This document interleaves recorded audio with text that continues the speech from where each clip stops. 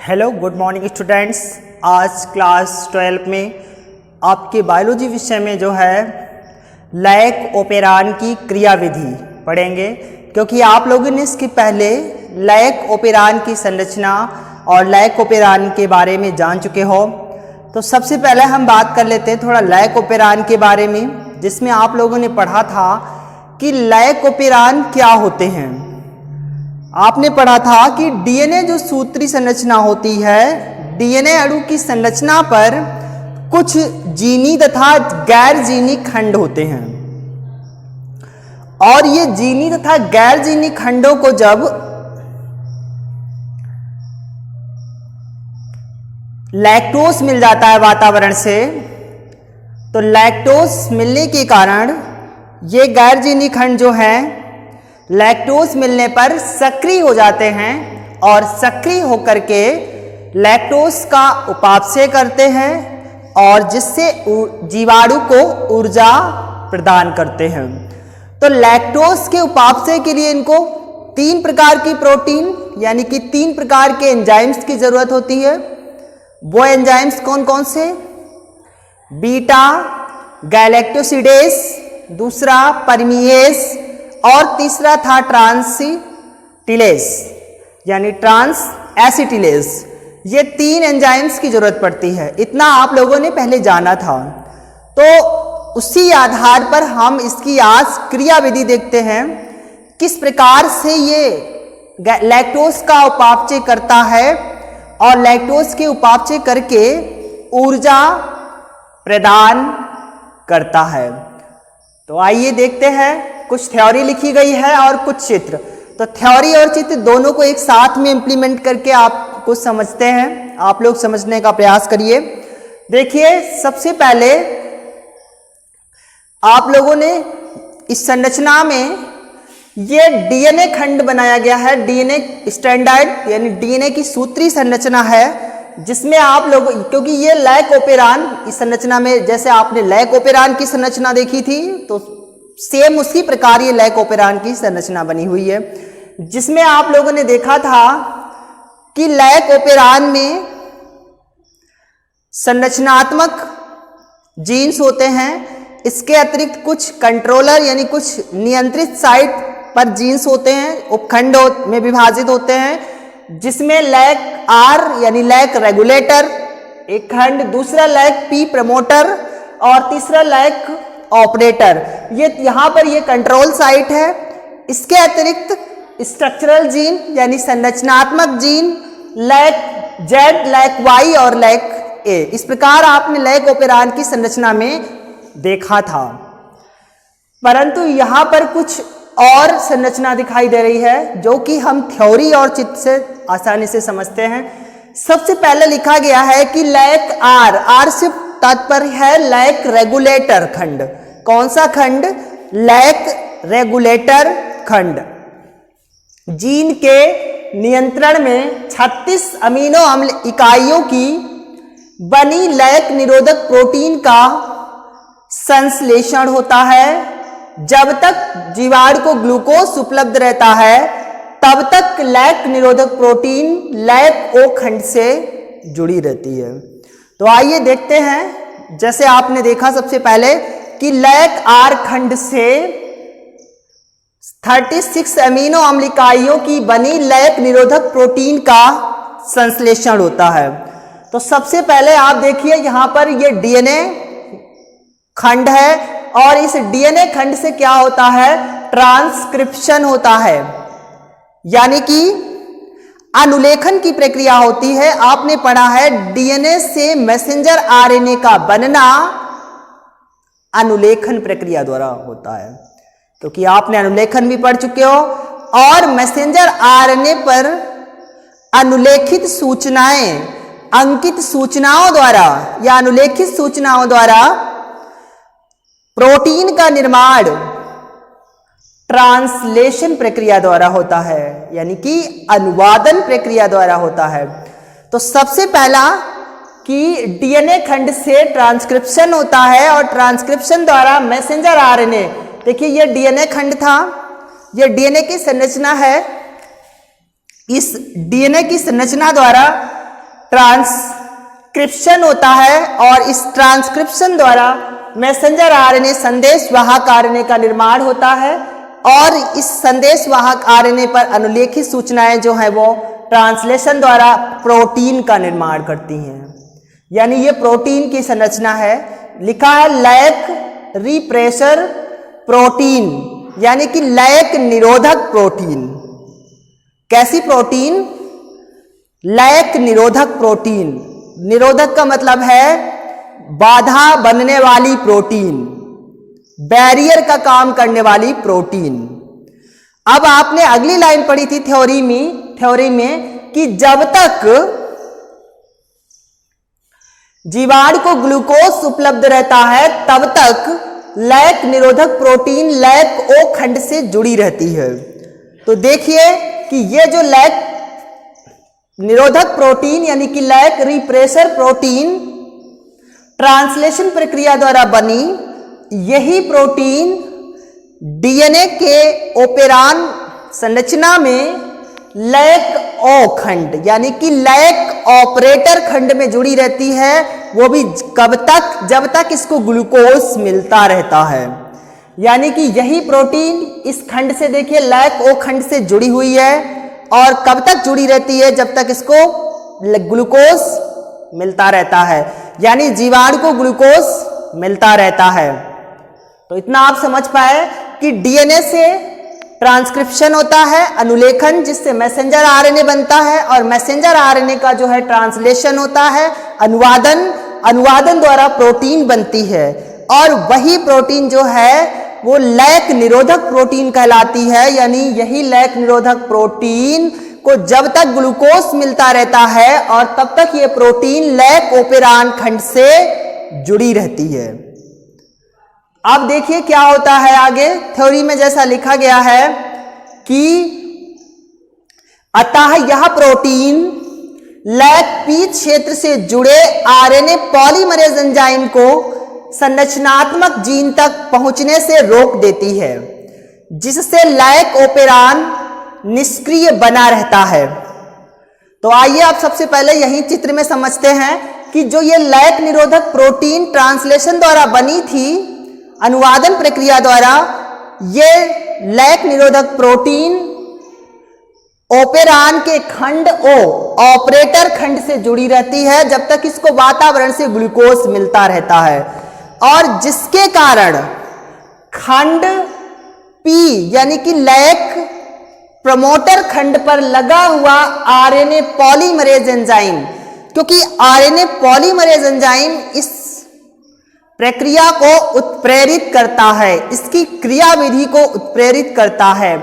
तो RNA polymerase enzyme जो कि ओपेरान के लैक प्रमोटर खंड पर स्थित है और लैक ऑपरेटर खंड पर प्रोटीन लगी हुई है।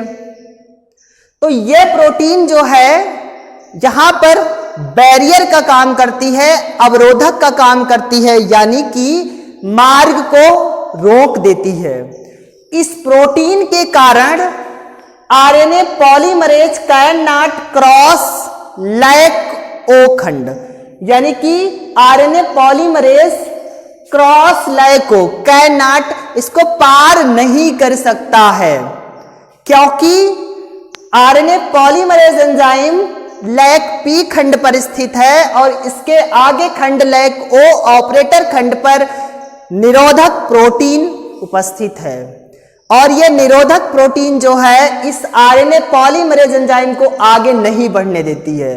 तो आगे ना बढ़ने देने के कारण यह जो आरएनए पॉलीमरेज एंजाइम है ये संरचनात्मक जीन यानी lac Z, lac Y, lac A पर नहीं पहुंच पाता है, जिसके कारण लैक ओपेरान क्या हो जाता है? निष्क्रिय बना रहता है, क्योंकि इसके आगे का जो खंड है इस पर ये आरएनए पॉलीमरेज एंजाइम प्रोटीन अवरोधक बनने के कारण आगे नहीं पहुंच पा रहा है और ना पहुंचने के कारण आगे का खंड जो है लैक ओपेरान का वो निष्क्रिय हो जाता है, यानी काम नहीं करता है।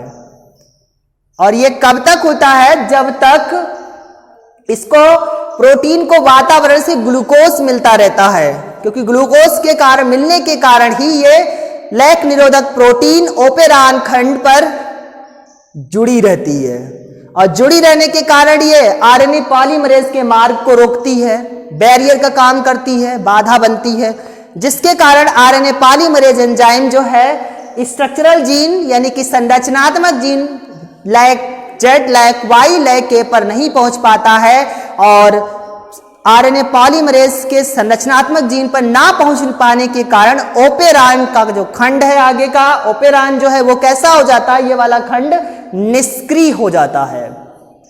अब आगे देखिए,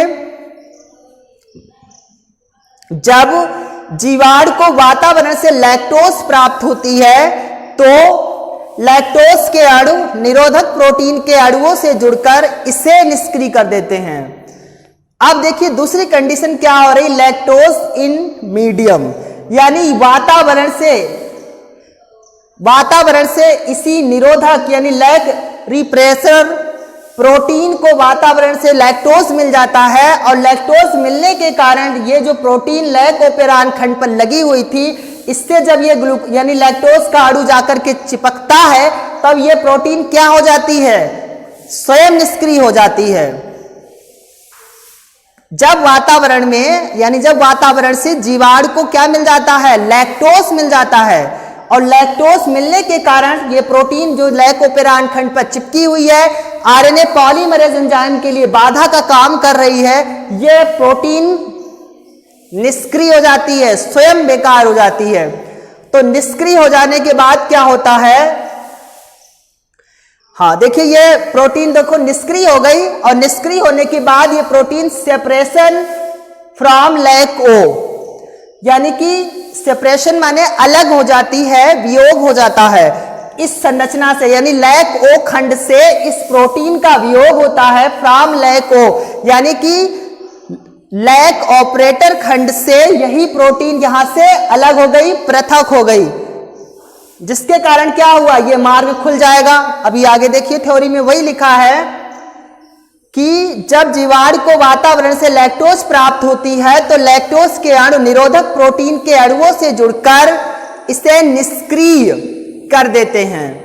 तो वो प्रोटीन आपको बताया कि इस प्रोटीन के साथ वातावरण से लैक्टोज जुड़ा, और लैक्टोज जुड़ने के कारण ये प्रोटीन जो है क्या हो गई, निष्क्रिय हो गई, और निष्क्रिय होने के बाद ये प्रोटीन लैक ओ क्षेत्र से हट जाती है, सेपरेट हो जाती है। देखिए ये लैक ओ क्षेत्र से यही प्रोटीन सेपरेट हो गई, अलग हो गई, वियोग हो गया, जिसके कारण देखना ये मार्ग खुलेगा, जो कि थ्योरी में लिखा है। आगे देखिए, अब RNA polymerase enzyme lac P से जुड़कर लैक ओ से होता हुआ संरचनात्मक जीन्स तक पहुंचकर उनका लिप्यंतरण यानी कि ट्रांसक्रिप्शन प्रेरित कर देता है। तो देखिए जब ये प्रोटीन निरोधक वाली प्रोटीन लैक निरोधक प्रोटीन यहां से सेपरेट हो गई, अलग हो गई, हट गई, तो हटने के बाद जो आरएनए पॉलीमरेज एंजाइम था ये पी खंड से और लैक ओ खंड यानी ऑपरेटर खंड से होता हुआ कहां पहुंचता है, संरचनात्मक जीन के पास, यानी ये बढ़ता हुआ आगे पहुंच जाता है। अब इसके बाद दूसरी संरचना देखिए जो नीचे बनाई गई है, जहां पर आप देख पा रहे हैं लैक प्रमोटर खंड पर ये क्या था, आरएनए पॉलीमरेज एंजाइम। कौन सा एंजाइम है ये, आरएनए पॉलीमरेज एंजाइम, ठीक है, इसको आरएनए पॉलीमरेज एंजाइम है ये, और ये लैक आर खंड है। तो ये लैक प्रमोटर खंड से होता हुआ लैक ऑपरेटर खंड पर पहुंचता है यही आरएनए पॉलीमरेज एंजाइम, और लैक ऑपरेटर खंड से होता हुआ फिर कहां पहुंचता है, संरचनात्मक gene lac Z, lac Y और लैक ए, यानी कि संरचनात्मक जीन पर पहुंच जाता है। तो कि मार्ग खुल गया था प्रोटीन के हटने से, और ये आपका है लैक जेड खंड, ठीक है, कौन सा खंड है ये, लैक जेड खंड, लैक वाई और लैक ए खंड। तो वही आप देख पा रहे हैं कि पी से जुड़कर लैक ओ से होता हुआ संरचनात्मक जीन्स तक पहुंचकर उनका लिप्यंतरण करता है, यानी यहां पर जब ये पहुंच जाता है आरएनए पॉलीमरेज इस संरचनात्मक जीन्स में, तो क्या कर देता है, ट्रांसक्रिप्शन की प्रक्रिया, लिप्यंतरण की प्रक्रिया शुरू कर देता है। और लिप्यंतरण की प्रक्रिया देखिए शुरू की इसने तीनों खंड में, देखिए ट्रांसक्रिप्शन हुआ। ट्रांसक्रिप्शन की प्रक्रिया के द्वारा क्या बना, पॉलीसिस्टोनिक मैसेंजर आरएनए। ये संरचना मैसेंजर आरएनए की है। तो यही खंड क्या करता है, ट्रांसक्रिप्शन की प्रक्रिया शुरू करते हैं। जब आरएनए पॉलीमरेज एंजाइम इस संरचनात्मक जीन में पहुंचता है तब, और ट्रांसक्रिप्शन द्वारा पॉलीसिस्टोनिक मैसेंजर आरएनए बनाता है। पॉलीसिस्टोनिक मैसेंजर आरएनए का से तात्पर्य है कि विभिन्न प्रकार की प्रोटीन से युक्त आरएनए का निर्माण करता है। पॉलीसिस्टोनिक मतलब होता है बहुत ज्यादा प्रोटीन वाला आरएनए, यानी कई प्रोटीन वाला आरएनए बनाएगा। तो यहां पर पॉलीसिस्टोनिक मैसेंजर आरएनए बन गया ये संरचना। और आगे देखिए कि आगे प्रेरित करता है, जिससे लैक ओपेरान सक्रिय हो जाता है। सक्रिय लैक ओपेरान के संरचनात्मक जीन के लिप्यंतरण द्वारा पॉलीसिस्टोनिक मैसेंजर आरएनए बनता है। यानी जब निरोधक प्रोटीन हट जाती है, लैक निरोधक प्रोटीन हट जाती है, तो लैक निरोधक प्रोटीन के हटने के पश्चात जो आपका आरएनए पॉलीमरेज एंजाइम है, ये RNA polymerase enzyme lac P खंड से लैक ओ खंड और लैक ओ खंड से लैक जेड खंड, लैक वाई और लैक ए खंड, यानी कि संरचनात्मक जीन तक पहुंचता है। और पहुंचने के बाद ये यहां पर क्या करता है, ट्रांसक्रिप्शन की प्रक्रिया प्रारंभ कर देता है। ट्रांसक्रिप्शन की प्रक्रिया प्रारंभ करने से क्या होता है, जो संरचनात्मक जीन के पास स्थित लैक ओपेरान है वो सक्रिय हो जाता है, यानी ये वाला खंड सक्रिय हो जाता है। और सक्रिय होकर के क्या करता है, अनुलेखन की प्रक्रिया द्वारा यानी पॉलीसिस्टोनिक मैसेंजर आरएनए का निर्माण करता है, जिसके भाषांतरण द्वारा यानी जिसके ट्रांसलेशन से बीटा गैलेक्टोसिडेज, परमीएज तथा ट्रांस एसिटिलेज एंजाइम का संश्लेषण होने लगता है। इन एंजाइमों द्वारा लैक्टोज के उपापचय से जीवाणु को ऊर्जा प्राप्त होने लगती है। यानी कि polymerase enzyme, RNA polymerase enzyme protein हटने के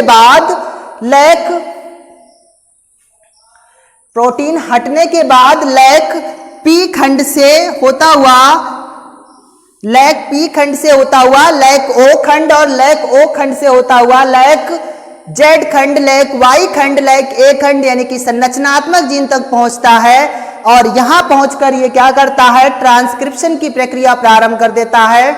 और ट्रांसक्रिप्शन की प्रक्रिया प्रारंभ करने से ये जो ओपेरान का खंड है, यानी ये ओपेरान सक्रिय हो जाता है और सक्रिय होकर के ट्रांसक्रिप्शन द्वारा पॉलीसिस्टोनिक मैसेंजर आरएनए का निर्माण करता है। और मैसेंजर आरएनए से फिर क्या होता है, ट्रांसलेशन की प्रक्रिया होती है।